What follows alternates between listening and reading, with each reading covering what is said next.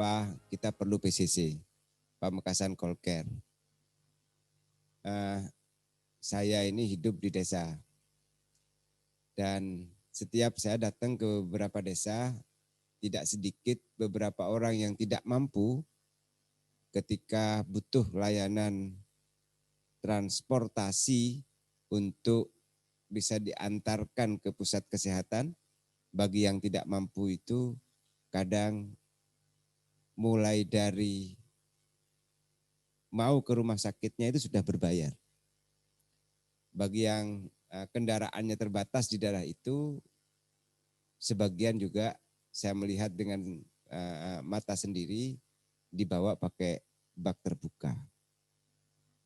Baru setelah itu datang ke pusat layanan kesehatan.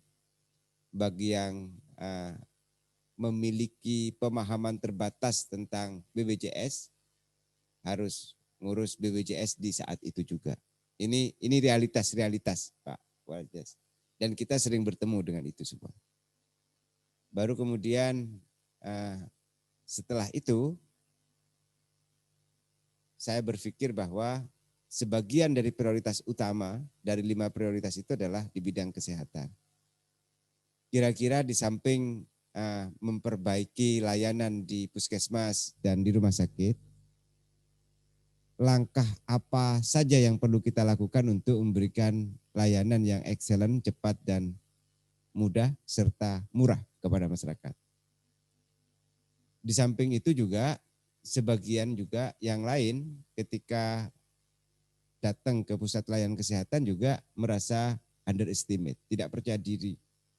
Karena bagi yang tidak punya kemampuan finansial, apalagi pendidikannya terbatas, datang ke pusat layanan kesehatan dan rumah sakit itu takut ketahuan semua penyakitnya.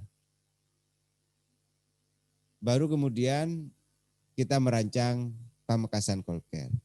Pamekasan Call Care itu, dari persoalan itu baru lahir konsep.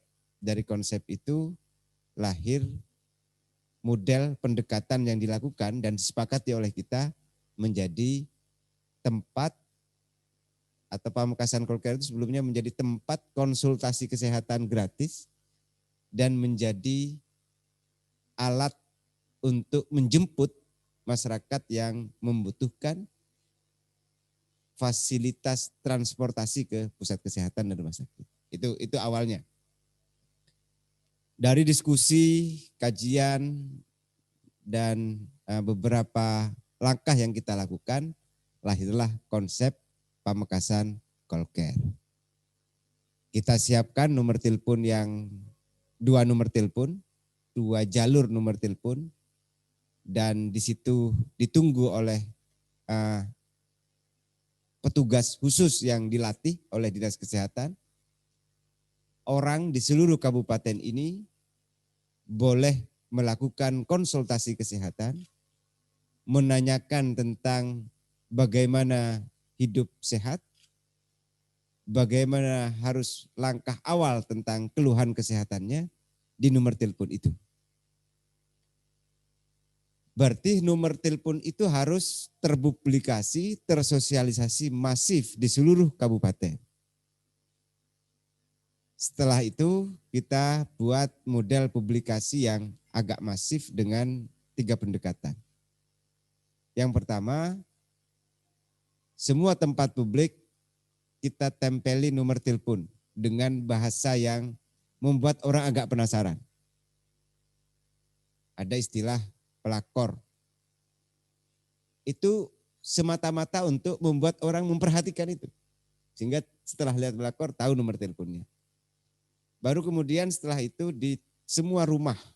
Yang ketiga di pasar dan di tempat ibadah. Termasuk bisa saja di sekolah-sekolah. Kenapa nomor itu penting? Karena dari nomor itu semua orang bisa melakukan konsultasi dan bisa menghubungi nomor telepon itu yang dijaga oleh petugas selama 24 jam. Betapapun sebagian dari petugas ketika saya tanya, Jam 12 malam, jam 2 malam,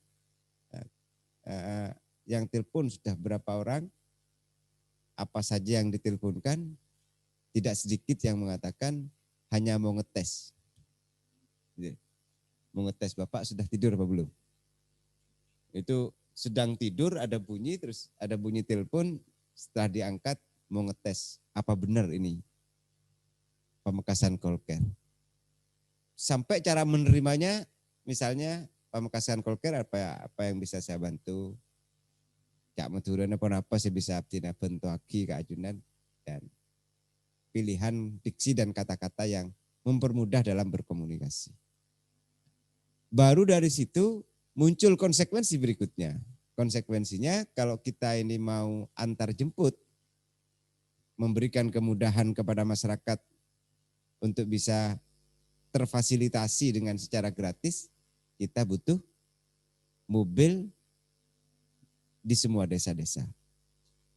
Mohon maaf kepada Pak Lurah jika tahun ini belum ada, mudah-mudahan di tahun atau di akhir tahun atau di awal tahun 2022 anggaran kita cukup untuk bisa menyiapkan mobil dan fasilitasi untuk kelurahan-kelurahan. Betapapun sekarang di lurah-lurah banyak di cover dari puskesmas dan rumah sakit terdekat. Dari situlah lahir beberapa dinamika-dinamika. Ada istilah guys pertama di Ramadan tahun 2020. Fitnah pertama karena diletakkan di gudang yang waktu itu gudangnya milik salah satu orang pengusaha, baru kemudian diviralkan. Baru setelah itu muncul dinamika berikutnya, bahwa pemerintah dianggap korupsi dari mobil sigap dan PCC.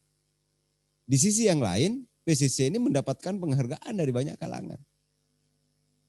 Penghargaannya karena misalnya di iNews kita mendapatkan penghargaan karena sigap, cekatan, cepat dalam memberikan pelayanan di saat pandemi. Adanya PCC, kita tidak berpikir ada pandemi.